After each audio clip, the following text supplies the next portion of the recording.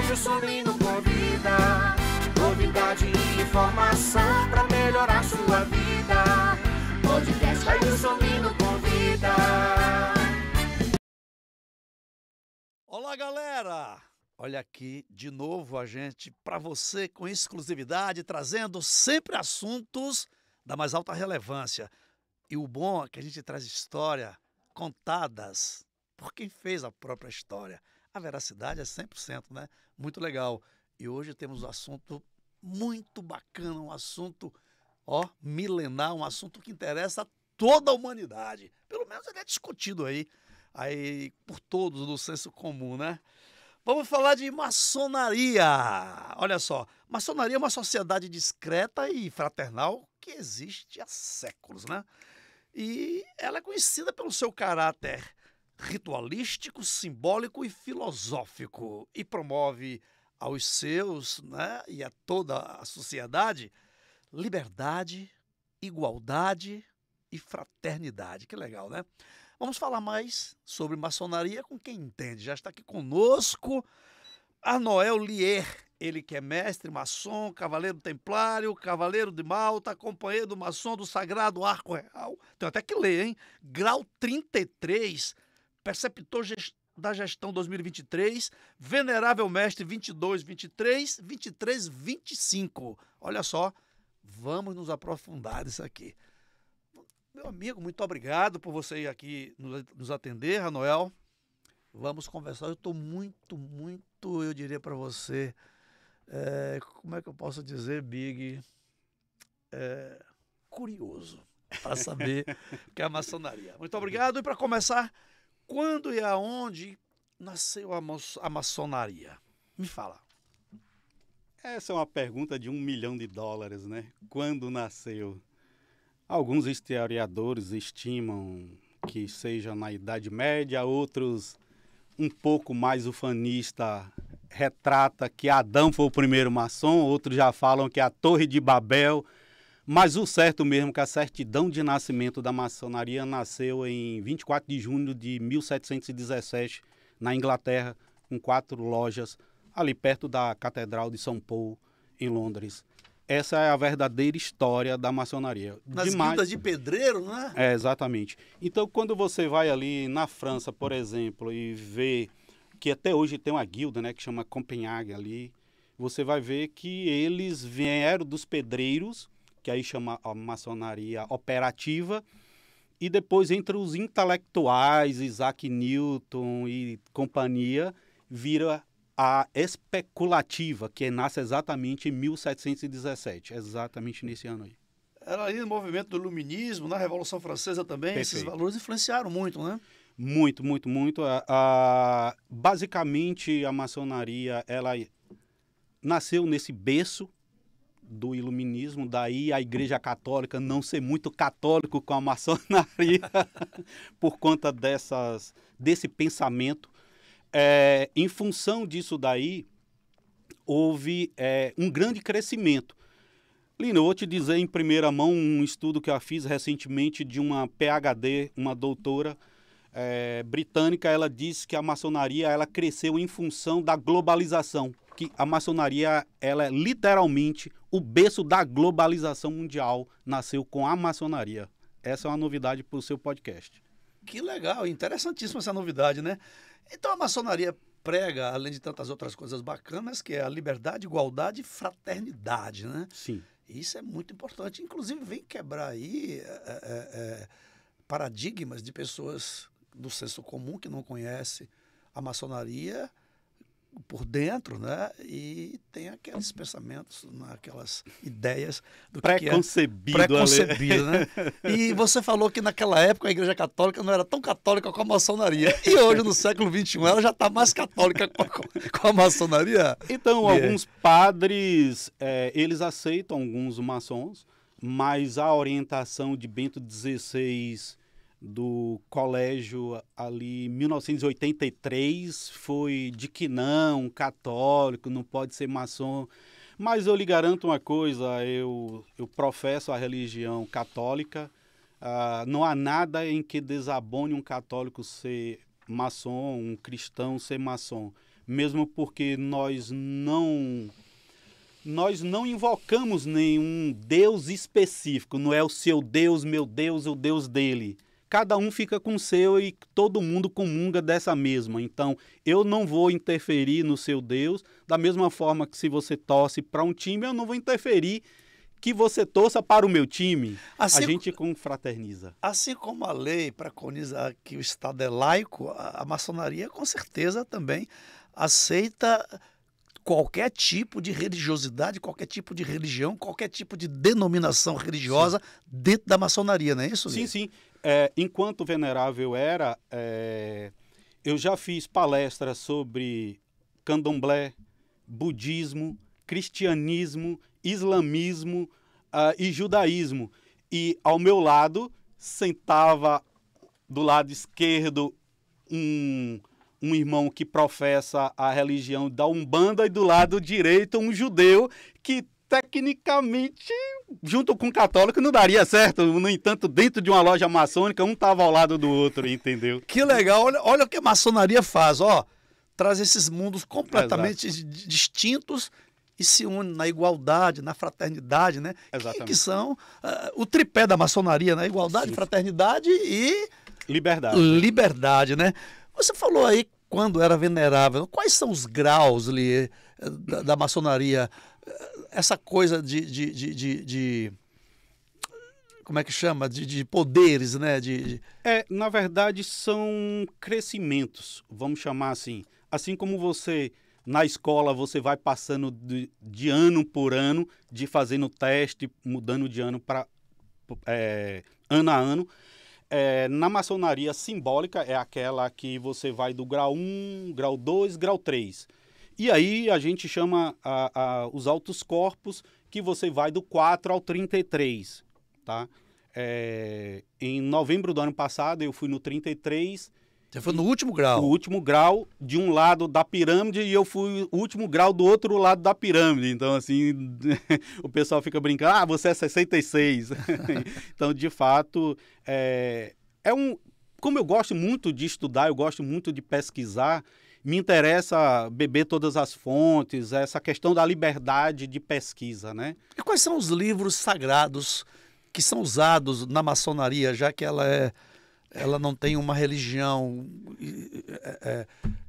norteadora, ela tem todas as religiões. Mas quais são os livros sagrados? É uma boa pergunta. Nós não temos livros sagrados, porque o livro sagrado é o seu. Se você é católico, o seu livro sagrado é a Bíblia. Se você é islâmico, o seu livro sagrado é o Alcorão. Enquanto eu era venerável mestre, eu já abri o livro sagrado do Alcorão ao lado da Bíblia, entendeu? Então, assim, um respeitando a religiosidade do outro. Isso é que é o mais importante. Você falou em muitas personalidades importantes aí no início da maçonaria, e a gente vê também que tem o Benjamin Franklin, né? Sim. O George Washington, no Brasil, Dom Pedro I, sim, José Bonifácio, etc e tal, essa galera toda compõe a história da maçonaria.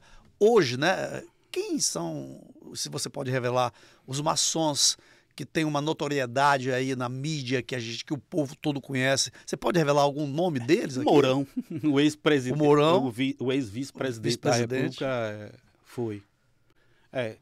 Temer, Michel Temer também foi maçom. Foi ou é maçom? Não, então assim, ele foi porque não frequenta mais, né? Então ele deixou de frequentar, mas ele uma vez batizado, você sempre será batizado, você não tira seu batismo. Então essas pessoas das quais você falou aqui agora, o Mourão, o Temer e tantos outros que com certeza, como você se referiu, foi porque não está mais frequentando. Como é que funciona essa questão da frequência, da assiduidade, para ser, se eu, uma vez maçom, sempre maçom, sim, ou vai ter que dizer ele foi porque não frequenta? Então, assim, talvez pelo fato de ser ao vivo, a expressão foi denota de que ele não é. Ele não é mais um frequentador da ordem. O Mourão, acho que sim, ele é. O Temer, eu penso que não. Eu não tenho notícia de que ele frequenta. Uma vez que você é iniciado, você não pode mais voltar atrás. Você sempre será um iniciado. Então, uma vez maçom, sempre será um maçom. Isso é fato. Mas não há atualizações, por exemplo, eu sou maçom, mas na verdade eu fui assíduo, né, nas lojas maçônicas. Isso. E tem um certo tempo, assim como você citou, do ex-presidente Temer, do vice Mourão, Sim. que já não mais frequentam. Então eles estão desatualizados. Ele pode dizer ainda que ele é um maçom e como é esse contato? Não, pode sim. Assim, não há um critério dessa questão de atualização. Por exemplo, eu conheço pessoas que são maçom grau 3, e isso há 40 anos ele é grau 3. Necessariamente ele não fica desatualizado por ele deixar de frequentar ou não frequentar. O que ele deixaria de perder uma grande oportunidade de modificar seu modo de ser, de sua vida, de você olhar a plenitude da vida, né? Então, a maçonaria, ela te propicia isso. Agora sim, como você falou, tem pessoas que estão no grau 3, já há tantos anos, e desse grau nunca ascendeu. Isso seria por acomodação, por não querer, por não estudar, ou para que ali tá bom mesmo? O que é que leva uma pessoa dentro da maçonaria a atingir um grau 3, que já é um grau elevado, e não chegar em Ao outras... 33, né? Ao 33. Existem 3 tipos de homens. O homem que sobe na árvore, o homem que espera o primeiro subir, e aquele homem que nunca vai subir na árvore. Espera os frutos caírem, né? Alguém dá para ele. Está respondido. Lê, polêmicas e teoria da conspiração.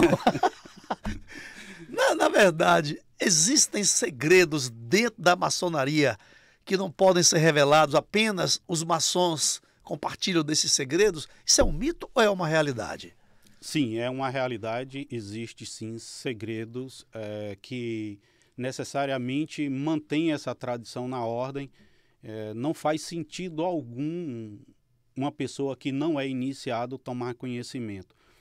Jesus Cristo diz que não se dê pérolas aos porcos.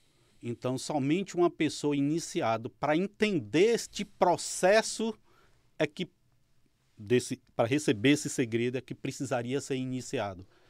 Então, eu posso muito bem chegar para qualquer pessoa e dizer o segredo da maçonaria. Para ele não faz sentido nenhum. É pérolas aos porcos.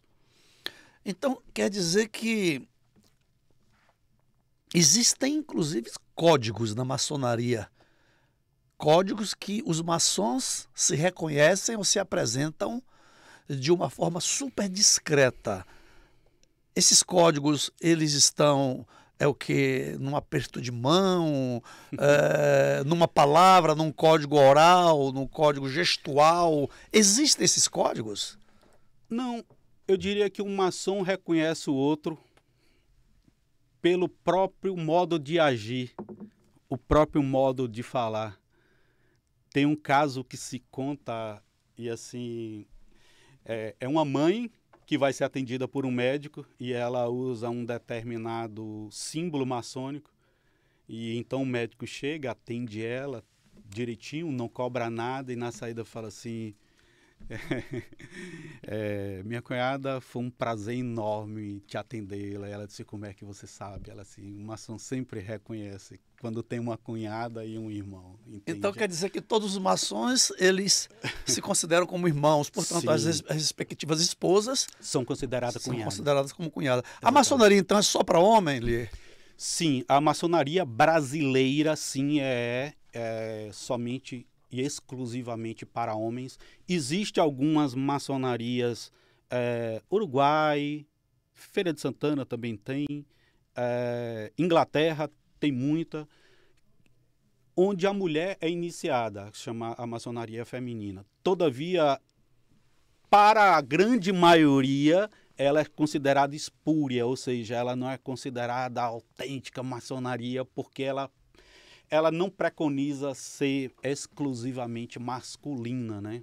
Eu achei muito legal você começar a dizer, existem lugares que tem Uruguai e vem para Feira de Santana. Achei legal, viu? Meu caro Lier, nós temos aqui Esquadro Compasso, colunas J e B, olho que vê tudo. Isso são objetos, o esquadro e o compasso, usados pela maçonaria e símbolos. Poderia falar um pouco mais desses símbolos e desses objetos, como o compasso e o esquadro? O compasso e o esquadro é um símbolo adotado na maçonaria porque vem daquela maçonaria operativa, do pedreiro, né? O pedreiro livre.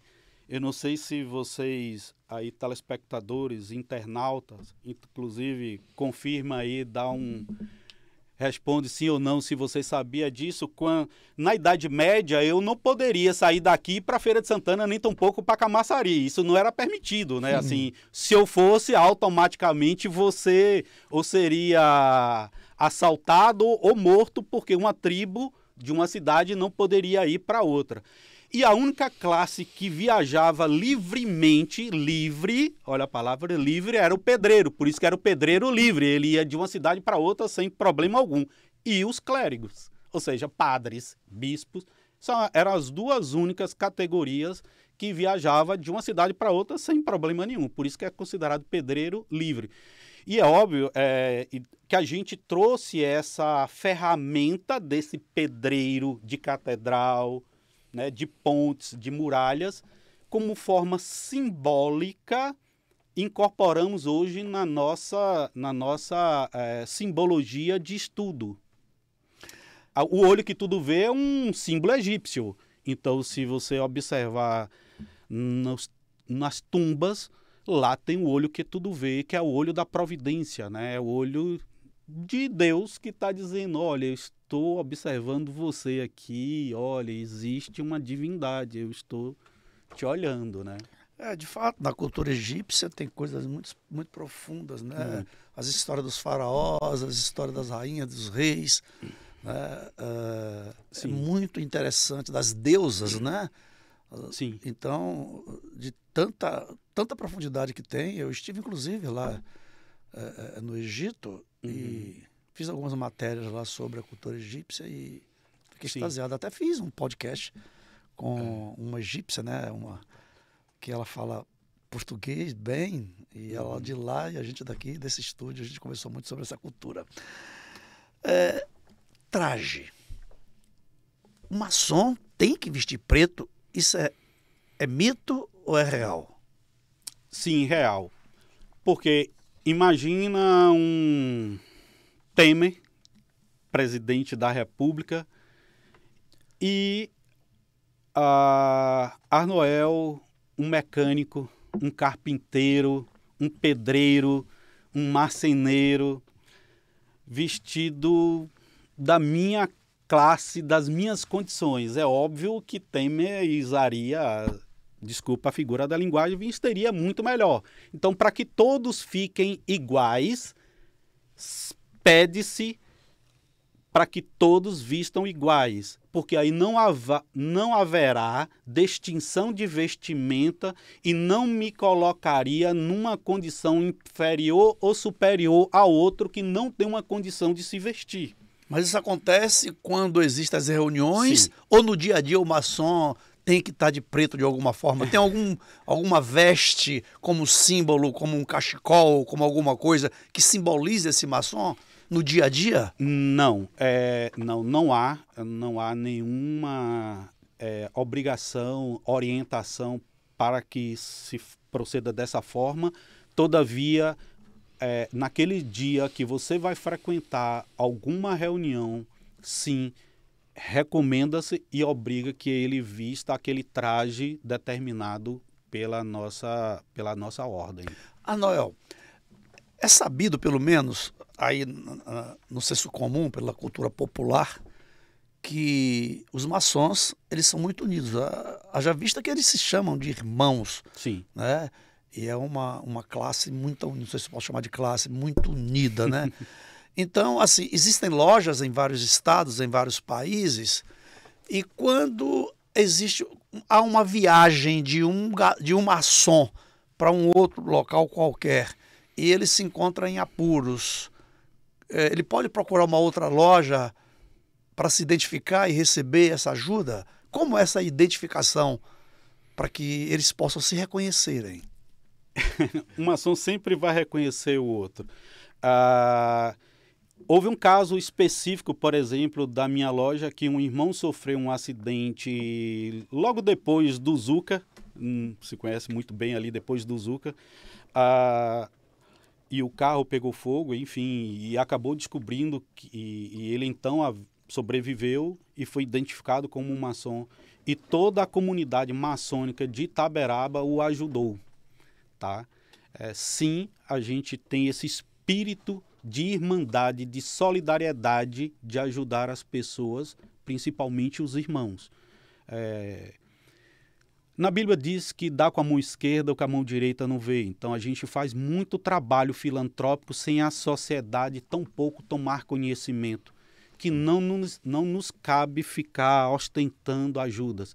Mas aqui em Salvador existem escolas mantidas pela maçonaria, existem cemitérios para aqueles que não dispõem de recurso para ser enterrado. Só para a comunidade maçônica ou para o público qualquer? Público qualquer, é isso que eu estou te falando. A gente ajuda as pessoas sem tão pouco ser. Existem muitas outras instituições.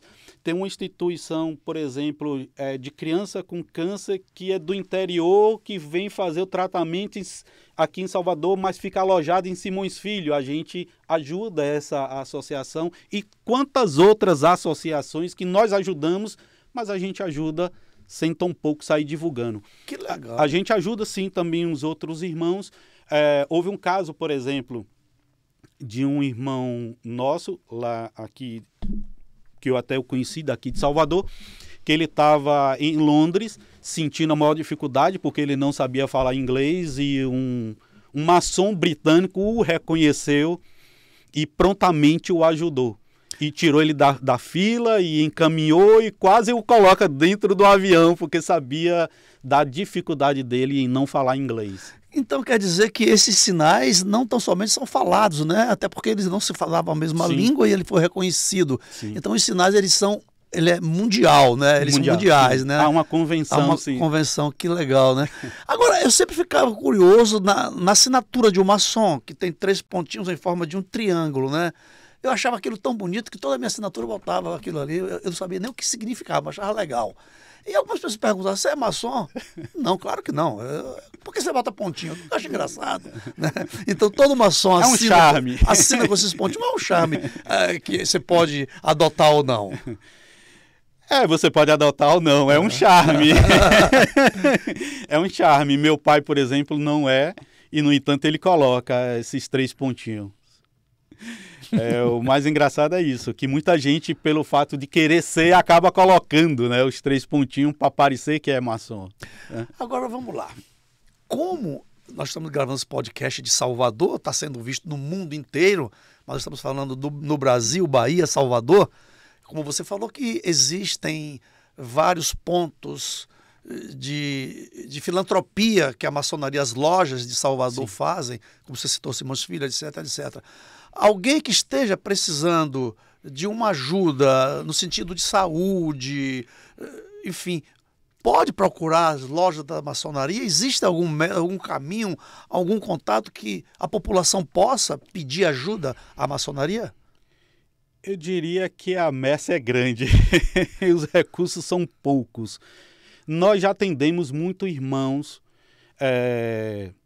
Hermes Trismegisto diz que tudo que está em cima está embaixo. É verdade. Ora, se 10% da população da cidade de Salvador está desempregada, significa que 10% dos irmãos maçônicos de Salvador estão desempregados. Então, nossa ajuda foca também nessas pessoas. Consequentemente, eles não têm plano de saúde e assim sucessivamente. Então, a gente vai, de alguma forma, tentar promover.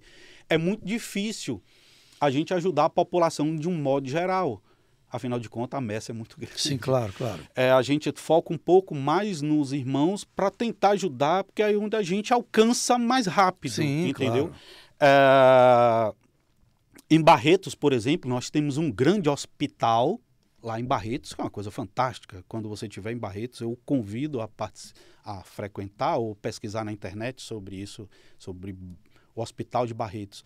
Existe o pessoal do Schneider, que é uma entidade paramaçônica que a gente leva criança para os Estados Unidos para fazer cirurgia no hospital maçônico 100% grátis. Desde a hospedagem, passagem, translado, absolutamente tudo, com direito a um acompanhante.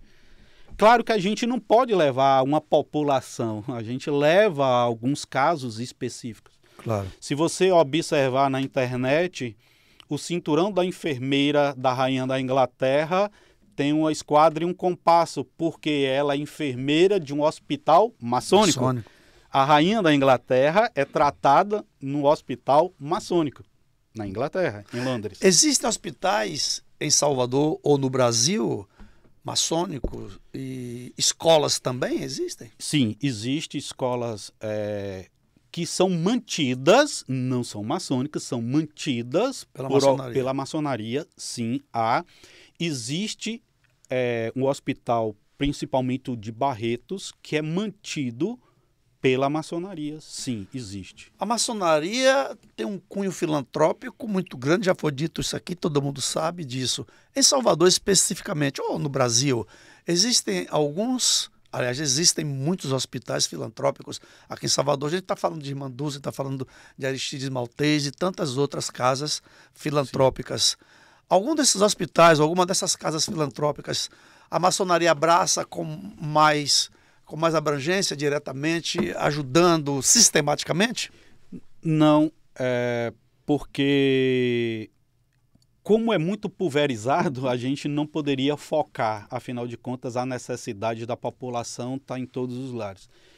Todavia, há muitos médicos maçons que atendem de forma filantrópica, voluntária, pro bono, em todos os hospitais daqui da cidade do Salvador e em muitos hospitais do Brasil.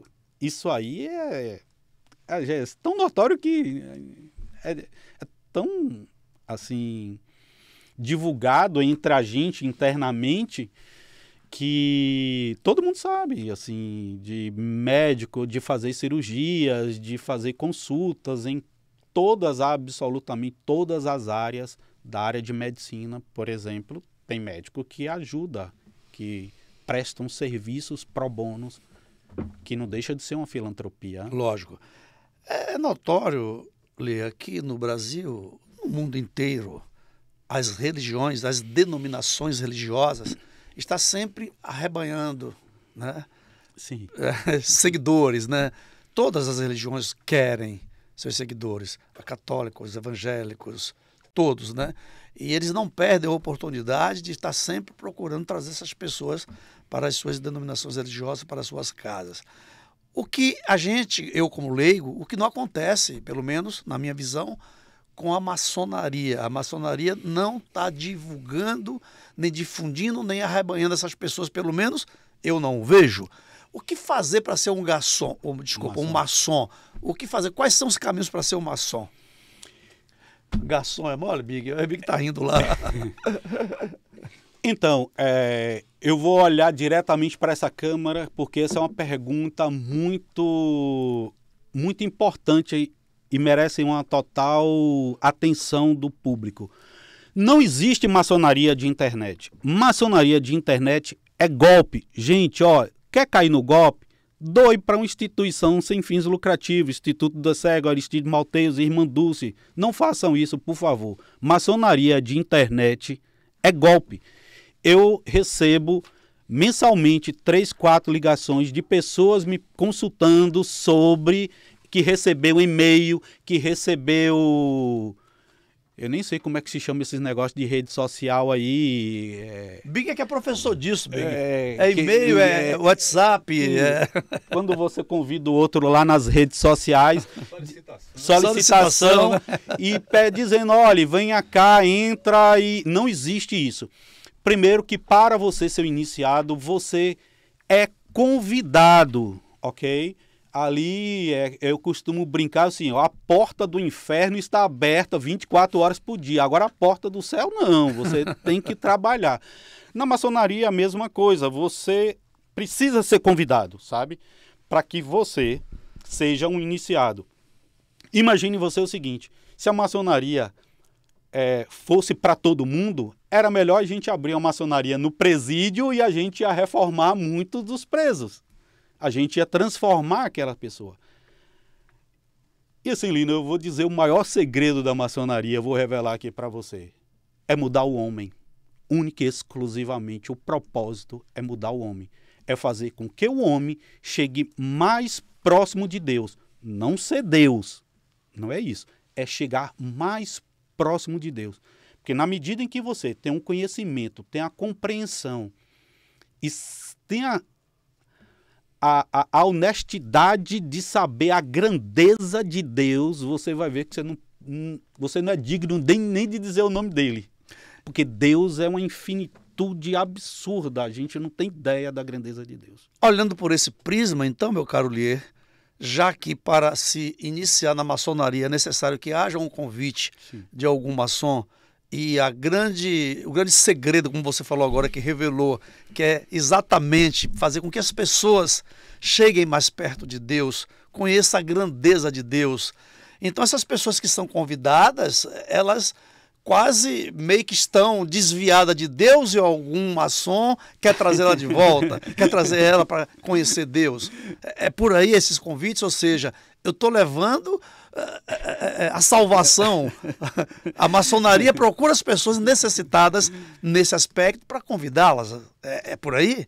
Eu diria que a maçonaria escolhe aquelas pessoas qualificadas para melhorá-la mais ainda. Quais são essas características de ser uma pessoa qualificada? Porque, olha só, se eu convido alguém para ficar mais perto de Deus, para conhecer a grandeza de Deus, esse alguém não sabe, esse alguém não tem essa visão que eu tenho. Portanto, ele está precisando de ajuda, né? Então, eu estou buscando os necessitados. Um dos requisitos é acreditar em Deus. Se você não tem essa característica de acreditar em Deus, você não pode ser maçom. Se você não tiver uma característica de ser uma pessoa honesta, você não pode ser maçom. Se você é preguiçoso, você não pode ser maçom. Ele não pode ser nada se ele for preguiçoso. Ele não pode ser nada. Mas muitos são. Desculpa. Então, assim, você precisa ter algumas qualificações, dentre elas, esse espírito de irmandade, de buscar a verdade, de acreditar em Deus, de você querer mudar também. Porque não adianta eu convidá-lo se você não quer mudar. Fala, não, já sou perfeito, não me cabe, muito pelo contrário. Então, assim, essa pessoa não tem qualificação absolutamente nenhuma para ser maçom. Por isso que ela não é para todo mundo. Até porque a maçonaria está aí... ela consiste em um tripé extraordinário: igualdade, fraternidade e liberdade, né? Então as pessoas que preconizam, que cultuam, que buscam, que pregam a humanidade, a igualdade, a fraternidade e a liberdade, certamente estão contritas com Deus, né? com a filantropia, com a irmandade, né? E na parte social, né? De repente, um maçom, ele está querendo convidar alguém, certamente ele está fazendo uma pesquisa já há um tempo, tal, e lança o convite. Evidentemente que antes de lançar o convite, deve existir uma pesquisa na parte social, inclusive. Sim. Uma loja em Santana, por exemplo, antigamente, né, da pessoa ser iniciada, então ele promovia o Dia do Maçom, e aí chamava vários homens, vários casais para beber de graça. E ali, na verdade, você estava sondando se aquela pessoa tinha ou não um requisito, perfil para ser maçom. Imagina que um cara fica bêbado e começa a falar impropério ou começa, enfim, ser inconveniente com outras mulheres. Esse cidadão, ele jamais poderá ser iniciado, ele jamais poderá ser convidado a entrar na nossa ordem. Né? Claro. Porque não tem um perfil. É verdade, se houver um convite de um maçom para que alguém queira iniciar, tem que ter o aval da esposa dele? Como é que funciona isso? A esposa vai saber antes dele ser convidado, ou depois, ou durante? Lino, você fez um bom trabalho de pesquisa. Sim, pelo fato da maçonaria preservar, primeiro, Deus, segundo, o trabalho, né? O primeiro Deus, segundo, a família, terceiro, o trabalho. Então, quarto lugar vem a maçonaria. Ora, se a família vem abaixo de Deus, nós temos sim que perguntar à esposa se ela concorda. Porque imagina você ser iniciado, sua esposa não concorda. E aí, como vai ficar essa relação? Quando você sair todas as quintas-feiras, ela vai dizer, pô, ele vai para a maçonaria ou vai para o brega? Ou ele vai, entendeu, para No caso de Big, esbórnia? ia ter problema. Então ela precisa ter essa consciência de que, de fato, ele vai para a maçonaria e tem que sim ter um aval da esposa até para não ter um conflito familiar.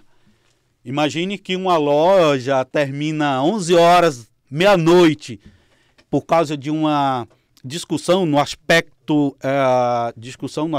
construtivo. Um debate, por exemplo. Outro dia nós estávamos estudando sobre Kant e que quando nos demos já era quase meia-noite, porque a conversa estava tão magnífica, estava tão contemplativa, estava tão enriquecedora que não nos demos conta. Discutir Kant, meu amigo. Vai longe. Vai longe.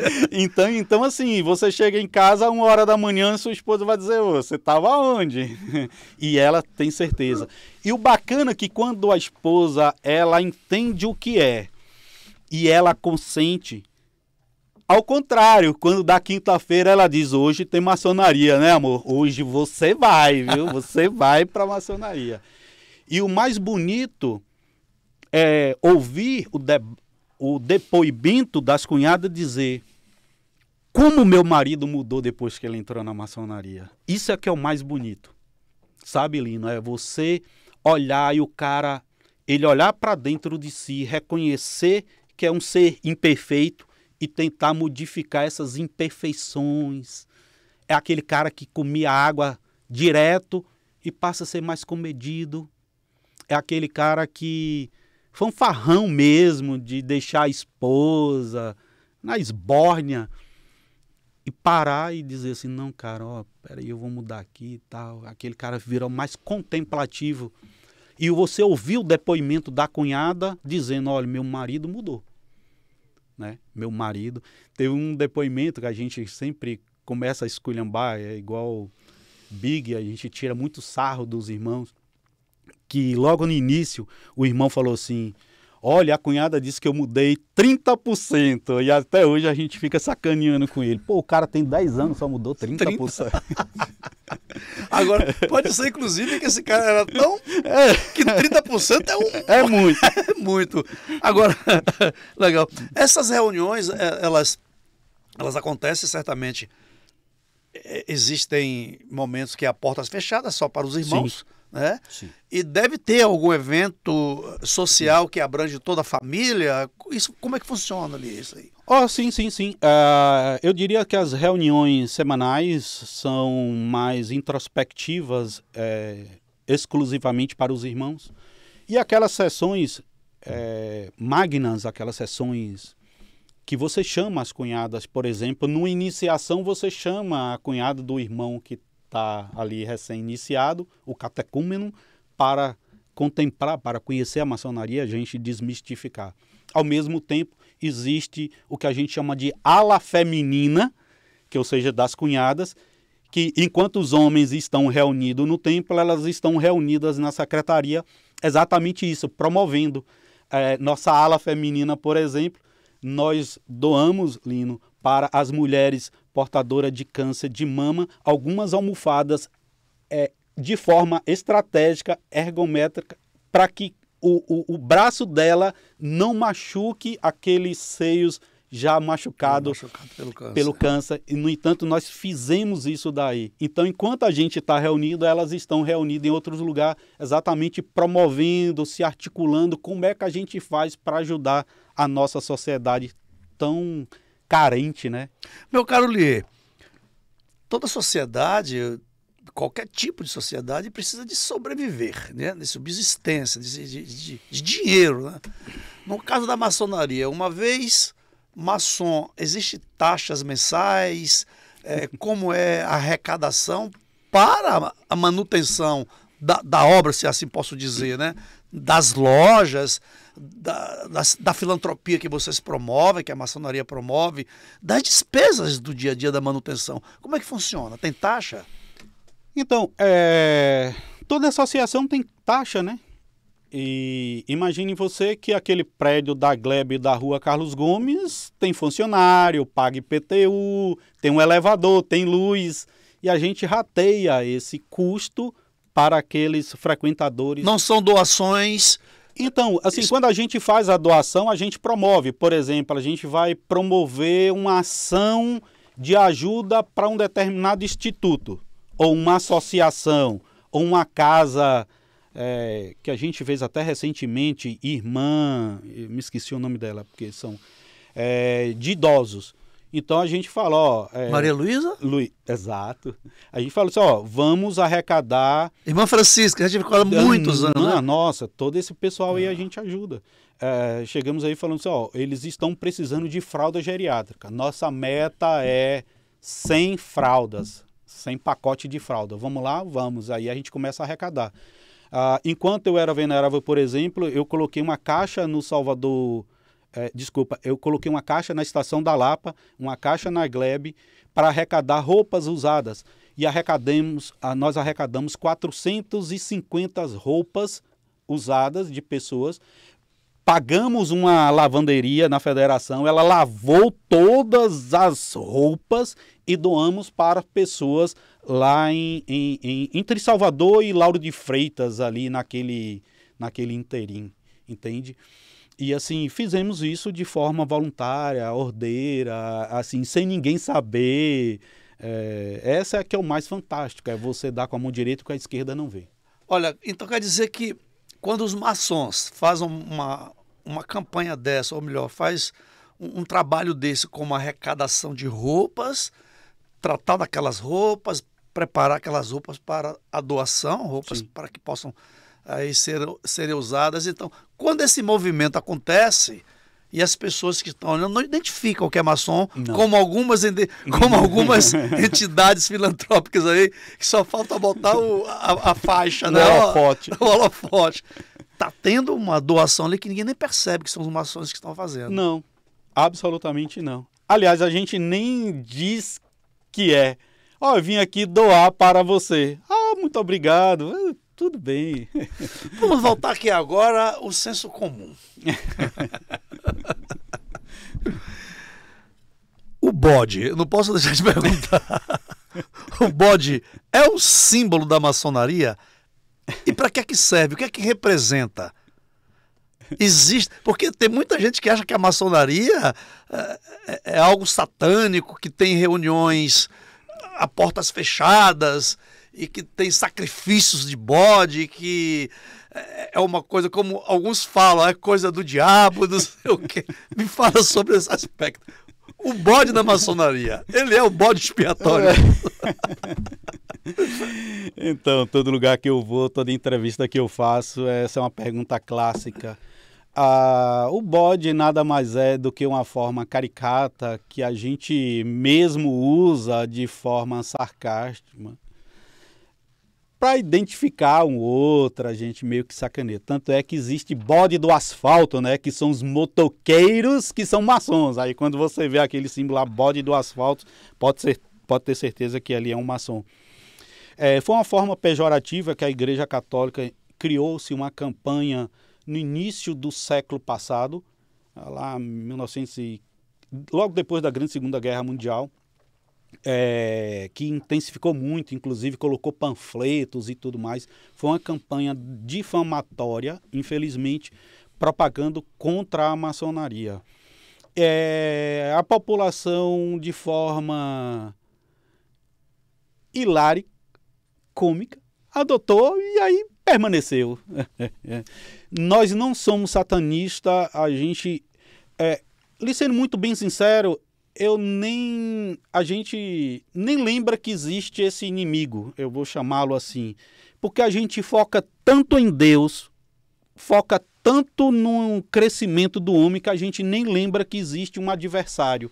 Muito embora a gente saber que ele existe, mas ele permanece lá e a gente nem sequer pronuncia o nome dele, nem sequer lembra da existência dele, até para não enobrecê-lo. Então quer dizer que o bode para maçonaria ele serve muito na panela, né? Ou na brasa assada para fazer o churrasco, né? Exatamente, tanto é que eu adoro um bode assado. Se alguém quiser me ver feliz, é comendo um bode ali na Pituba, perto do antigo Clube Português. Lê, existem muitas desistências de maçons que iniciam, acham que não era aquilo que ele esperava, porque existe uma hierarquia, uma disciplina muito forte na maçonaria, né? Aliás, qualquer sociedade que se respeita, que quer crescer, tem que ter disciplina e hierarquia, né? Mas existe essa evasão com frequência? Sim, Lino. Lamentavelmente, pós Segunda Grande Guerra Mundial, eles voltaram da Europa, né? Com os corações machucados, com a alma dilacerada. E a maçonaria recebeu essas pessoas. E aí foram iniciados 5 milhões de soldados. 5 milhões. Não é pouca gente não, hein? Lamentavelmente, hoje, em 2025, no último dia de abril de 2025, nos Estados Unidos tem 1,5 milhão de maçons. 1,5 milhão. Então, assim, as pessoas desistem, porque muitas pessoas não estão preparadas para a verdade. Ninguém quer a verdade. E é difícil você olhar no espelho e dizer assim, eu sou um crápula, eu fui ruim para minha esposa e ela foi tão boa comigo. Eu fui ruim para meus pais e eles foram tão bons comigo. É difícil você encarar essa verdade. Então as pessoas preferem a mentira a viver nesse mundo ilusório que Zygmunt Bauer chama de um mundo líquido, a viver essa efemeridade que a vida é. Porque Mário Sérgio Cortella, ele pergunta, qual é a tua obra? O que você vai deixar aqui? Qual é o seu legado? As pessoas elas não estão dispostas a sofrer, lutar, acordar às 6h30 da manhã, fazer um split com os seus coordenadores. As pessoas querem coisa de graça, querem coisas, sabe, mais fáceis. Qual é a população maçônica no Brasil e no mundo? Você tem esse Bahia, número? 8 mil, Brasil, 180 mil. A população mundial está girando em torno aí de uns 5,5 milhões, 6 milhões de maçons. Gira mais ou menos isso. Que não é assim um número tão Não, expressivo, né? não. Para 7 bilhões de seres, né? Sim, Hoje? 7 bi. 7 bi, né? 7 bi. Sim. De pessoas, de encarnados. e Bahia, 8 mil. 8 mil. Salvador? Salvador que é 8 mil, não é Bahia? Não, Bahia... 8 mil. 8 mil. Salvador eu não posso lhe precisar, desculpe, mas eu não tenho esse número. Quantas lojas existem na Bahia? E se você tiver esse número do Brasil e do mundo? A grande loja maçônica do estado da Bahia tem hoje na faixa de umas 160, 170 lojas no estado da Bahia. Mas nem todo município baiano tem loja, ok? Nem todo. A Bahia tem 417 municípios, mas infelizmente não estamos em todos os municípios. E esses irmãos que residem em cidades onde não existem lojas, ele tem sistematicamente que todas as quintas-feiras está na loja da cidade onde existe, ou ele pode ter um espaço maior? Ele pode ser maçom onde não tem a loja? Sim. Há um caso emblemático que eu gosto muito de contar. Eu sou de Santana, Bahia, lá no oeste da Bahia, perto de Bom Jesus da Lapa, na qual um irmão nosso, ele mora na zona rural, ele viaja 30 quilômetros na zona rural e vai frequentar toda terça-feira a loja maçônica da cidade de Santana. Então isso não deixa de ser um grande percurso, hein? Claro. E ainda mais que ele mora na zona rural. E assim, a população maçônica santanense vai em Santa Maria da Vitória ajudar o pessoal de Santa Maria da Vitória, que são 56 quilômetros. Sim. Da mesma forma que vai em Correntina, que são 100 quilômetros ali, Sim. eles vão ajudar. Da mesma forma que o pessoal de Correntina vai em Santa Maria e vai em Santana. Então, assim, e em Bom Jesus da Lapa também. Sim. Então, há esse mútuo.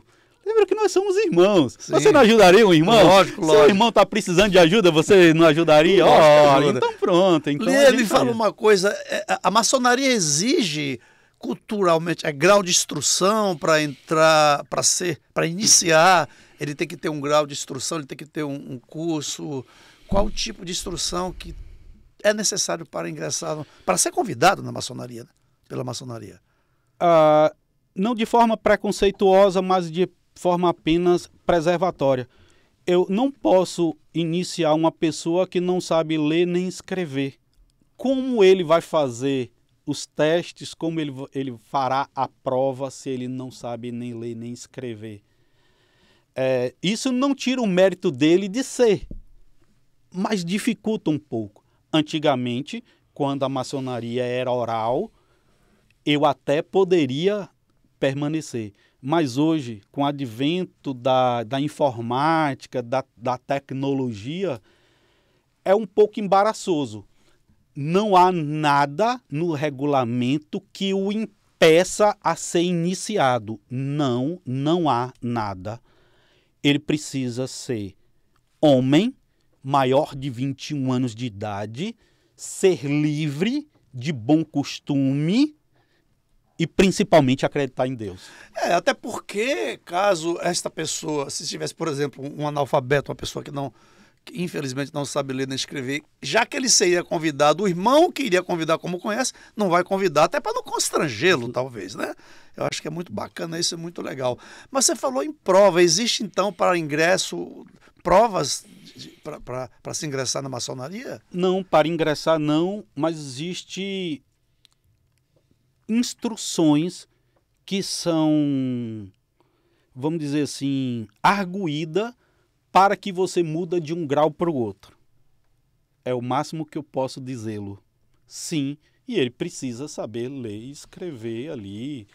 Se ele não o souber, claro que vai ter um irmão delegado para ajudá-lo a compreender essas instruções. Como você falou ainda há pouco, que também há evasão na maçonaria, e a maçonaria, como qualquer tipo de sociedade, precisa crescer, né?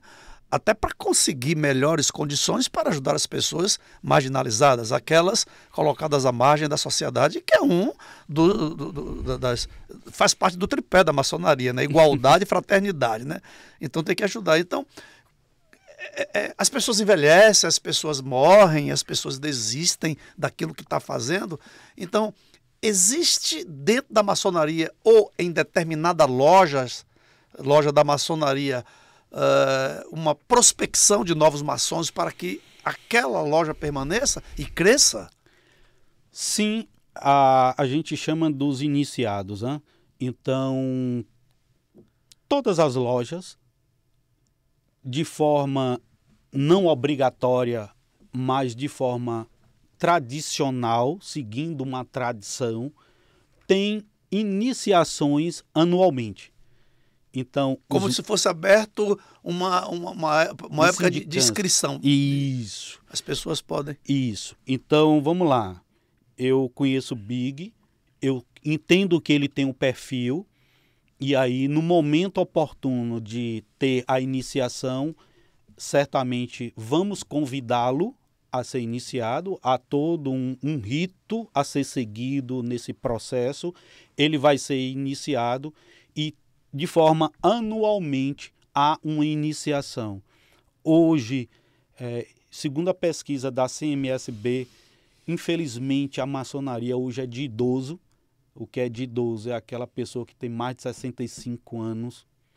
Então, a grande maioria hoje dos maçons... Os jovens não estão se interessando pela maçonaria, ou a maçonaria não está se interessando pelos jovens? Eu me preocupo muito com a maçonaria. Lamentavelmente, eu tenho que lhe dizer que a maçonaria vai ser extinta no final desse século, assim como a Igreja Católica, por falta exatamente do interesse dessa geração Z, que ela não tem mais paciência para ficar 2 horas discutindo alguma coisa. Eles querem as coisas muito rápidas, eles querem conteúdos muito rápido.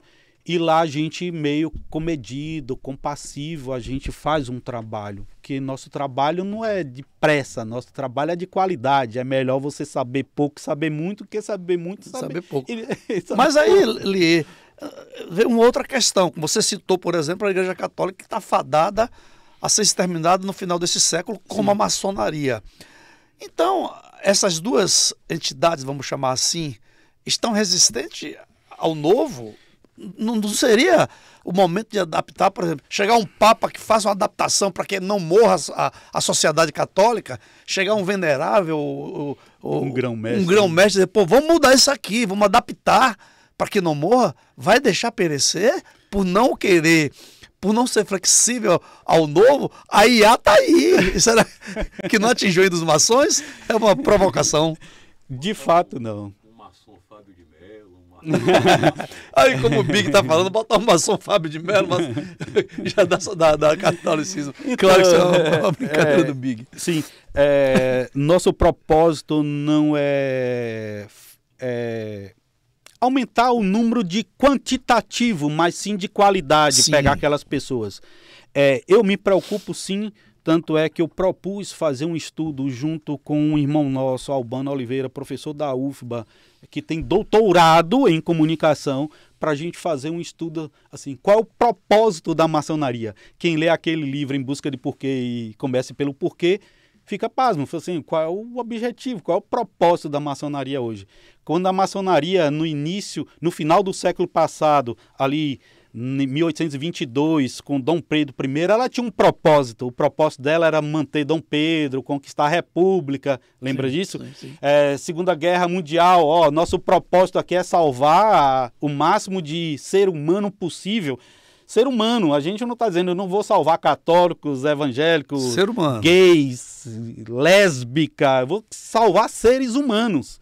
Então, esse era o nosso propósito. Você citou o nome de José Bonifácio, um baluarte. Temos que também falar de Gonçalves Dias. Gonçalves Dias, sim. Então, assim, essas pessoas, elas tinham um propósito e engajaram os maçons com um propósito, que era a república, que era manter. Eu fiz uma iniciação criada por José Bonifácio e única e exclusivamente para ajudar Dom Pedro I. Tá? O bacana é isso, e eu acredito que hoje a maçonaria meio que perdeu o propósito. Então, precisaríamos nascer esse líder para chamar e criar-se um propósito atual da maçonaria. Muito bem, meu caro Lier, eu vou dar uma pausa aqui para fazer uma viagem, tá? Eu vou fazer uma viagem a bordo de um Chevrolet. Porque viajar a bordo de um Chevrolet, você se sente seguro, tranquilo, feliz e um prazer extraordinário em pilotar um Chevrolet. E para que tudo isso aconteça, a Chevrolet está fazendo 100 anos no Brasil. A gente está falando aqui de maçonaria, né? Que foi lá em séculos e séculos atrás. A Chevrolet também está quase aí, ó, um século de Brasil, tá? O consórcio Chevrolet, 47 anos, está comemorando bodas de rubi. E você quem ganha o presente. O consórcio Chevrolet é o único consórcio ligado a uma montadora que tem características peculiares, é claro, que vão, com certeza, resolver a sua necessidade de carro. Primeiro, você pode comprar um carro através do consórcio sem juros. Todas as administradoras fazem isso, você pode dizer, claro. A taxa de administração da Chevrolet é uma das mais competitivas do mercado. Aqui, você pode utilizar o seu carro como lance, levar um troco, reduzir o valor das parcelas vincendas ou encolher o prazo. Você pode dar um lance livre, aí você já sabe, dá o que quiser, quanto quiser e puder. Mas, se você acha que não vai concorrer com igualdade, a Chevrolet se preocupou com isso. Existe o lance fixo. nesta modalidade, todos serão contemplados com 30%. Não é 29 nem é 31, 30%. Mas se você não tem 30% e nem tem dinheiro para dar lance livre, a Chevrolet também se preocupou com você. Existe o lance embutido, que você vai usar da própria carta de crédito para dar o lance no seu consórcio. É como vovó já dizia, fritar o porco na mesma banha. Se você quer um carro de 100 mil, por exemplo, um Onix Plus, você faz uma carta de crédito de 115. Os 15 mil você utiliza para dar de lance.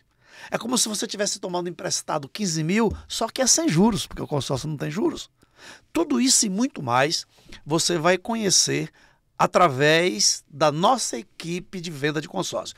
Se você apontar o teu celular, a câmera do teu celular, para o QR Code que vai estar na tela daqui a alguns segundos, que Juninho vai colocar aqui agora, aponta aí a câmera do teu celular para esse QR Code, que o teu contato vai cair diretamente na nossa equipe de vendas.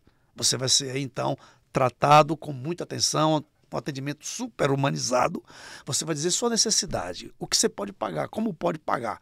Nós vamos adequar a sua necessidade às nossas possibilidades. E aí, com certeza, vamos chegar a um denominador comum. O que é a nossa missão, te vender o carro. E você precisa desse carro. E o elo é o consórcio Chevrolet. Mas faz isso agora. Porque quem chega na frente, bebe água limpa. Quem espera, nunca alcança. A hora é agora. Consórcio Chevrolet da fábrica para você. Meu querido Lê, desculpe aí eu estar fazendo esse mexão e deixando você aqui sem participar. Mas é o nosso oxigênio, é o consórcio Chevrolet. A marca Chevrolet está vindo com novidades agora no segundo semestre que vai deixar a população aí boquiaberta, de queixo caído, que vem muito, vai mudar o mix, vai melhorar o mix, aí outras condições bacanas que virão, enfim. Chevrolet está chegando aí no segundo semestre para botar para quebrar. Enquanto isso, quem chega na frente bebe água limpa. Faz o consórcio logo agora, porque quando os novos carros chegarem, você já está contemplado para pegar esse seu primeiro a rodar com os novos Chevrolets. Meu caro Lier, 59 minutos. Hoje eu vou ter um problema sério com o Big. Eu vou estourar esse negócio aqui desse tempo, viu? Ele fica ali, já está ali, só me dando os comandos, tá na hora. Mas hoje, por você, pelo assunto, pela maçonaria, eu vou estourar 2 minutinhos só, tá, Big? 2 minutinhos só, tá bom? Essa conversa tá tão bacana, tá tão legal. É claro que é até inconcebível fazer uma pergunta dessa. Claro, dentro da maçonaria não há preconceito nenhum. Não. Graças a Deus. Não há. A maçonaria, todos os irmãos, eles têm a igualdade econômica e financeira. É parecido a esses estágios, essas posições econômicas e financeiras, ou tem desníveis muito acentuados? Não. Se você for um oficial do Exército, da Marinha, da Aeronáutica ou da Polícia, independente de sua patente, quando você entra na loja, você é irmão. Então, um tenente, estou imaginando aqui. Fazendo uma alusão. Um tenente, ele pode ser o venerável mestre da loja e um general, um aprendiz. Ele vai ser comandado por um tenente. Sim. E ele é general. Lá dentro da loja. Lá fora é outra coisa.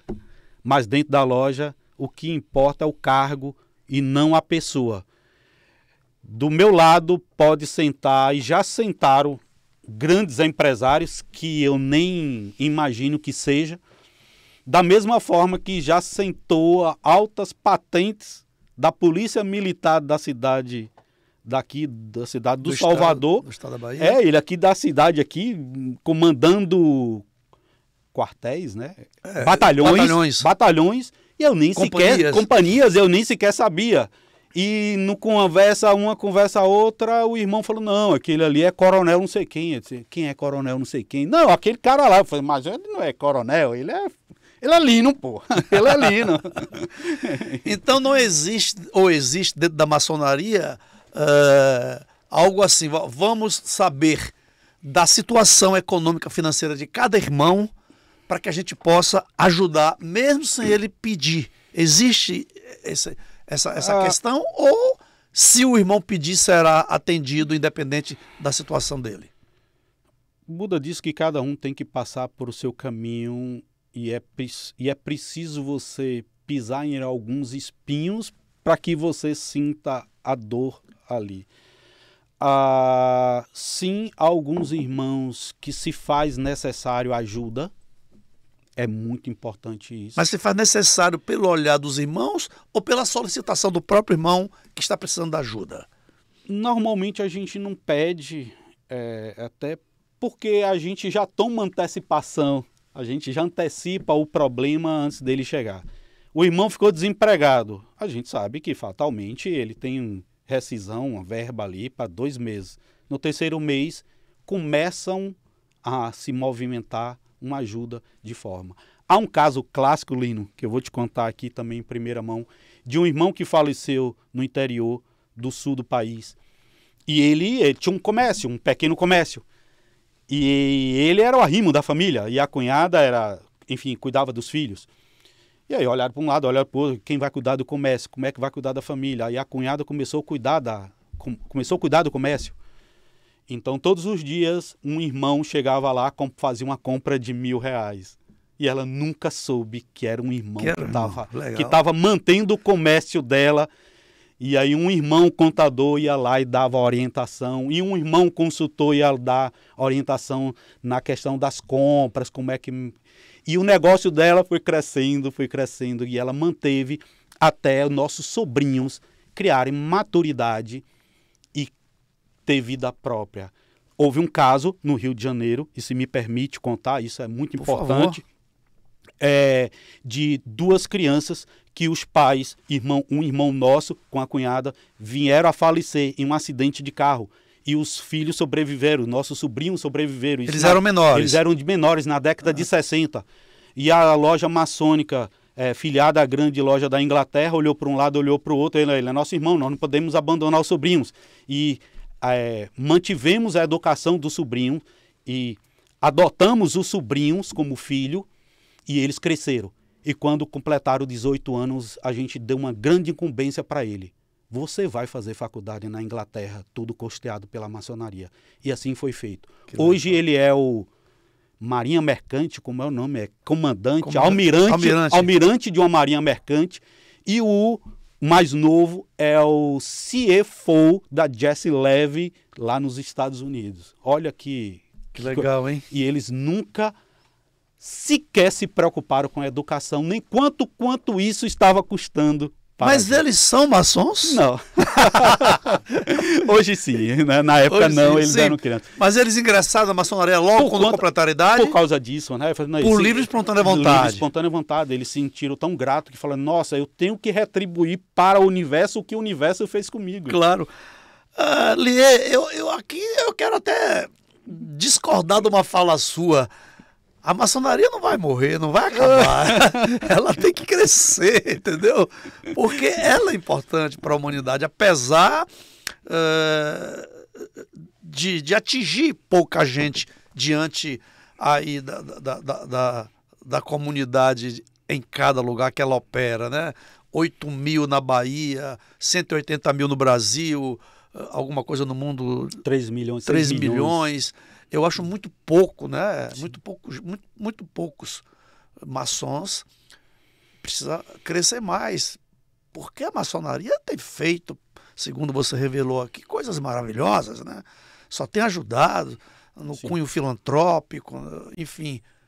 Não tem, nunca nem pensar em que ela está prestes a se acabar. Muito pelo contrário. Tem que alguém chegar e falar assim, daqui esse bastão, que eu vou... levar a maçonaria para o lugar que ela teve quando nasceu, forte, pujante, né? Espalhada nesse mundo inteiro. A população mundial está crescendo, a maçonaria tem que acompanhar. Eu gostaria de ter essa energia, essa força de colocar a maçonaria no metaverso. Eu sempre acordo e penso nisso, eu vou levar a maçonaria para o metaverso, porque aí eu chamo essa juventude, essa geração Z. Eu penso também que sim, a maçonaria não deveria acabar, mas tudo na vida... Não vai acabar. Mas tudo na vida tem um meio, um início, um meio e um fim. Zoroastrismo acabou, o Império de Roma acabou, o Império Francês acabou, e assim outras religiões e outras organizações secretas, discretas também acabaram ao longo desses séculos, né? Então é provável que aí dentro já esteja algum cérebro iluminado pensando Tomara. em um outro tipo, em outro nome, em outra vertente, em outra... A maçonaria acaba aqui e todo ponto de chegada é também um ponto de partida. Chega a maçonaria aqui e já parte com um novo cérebro, né? Com um outro tipo de sociedade, se adaptando ao mundo atual. É possível que isso, me parece que você está querendo me dizer isso e agora eu estou começando a entender. A Cabala diz que depois da crise vem a oportunidade. De repente alguém está cheirando essa oportunidade aí nessa crise. Quiçá que não seja, né? O Arnoel Lier, que já está imbuído aí com cérebros iluminados. Amigo, já estouramos bastante, mas eu queria agradecer muito por você estar aqui conosco, dar essa aula sobre maçonaria. Foi muito importante, muito elucidador para mim e para todos que estão aqui nos assistindo. Que mensagem você deixaria para o mundo, partindo do olhar da maçonaria, Lier? Tolerância. Eu diria que precisamos ser mais tolerantes. E Jesus Cristo deixou uma mensagem linda 2000 anos atrás, né? Que ele diz: amai-vos uns aos outros como eu vos amei. E até hoje a gente bate cabeça, a gente não consegue entender isso daí. À medida em que nós tivermos tolerância, acho que o mundo ficaria melhor. Belíssima mensagem. Tolerância é o que a humanidade está precisando.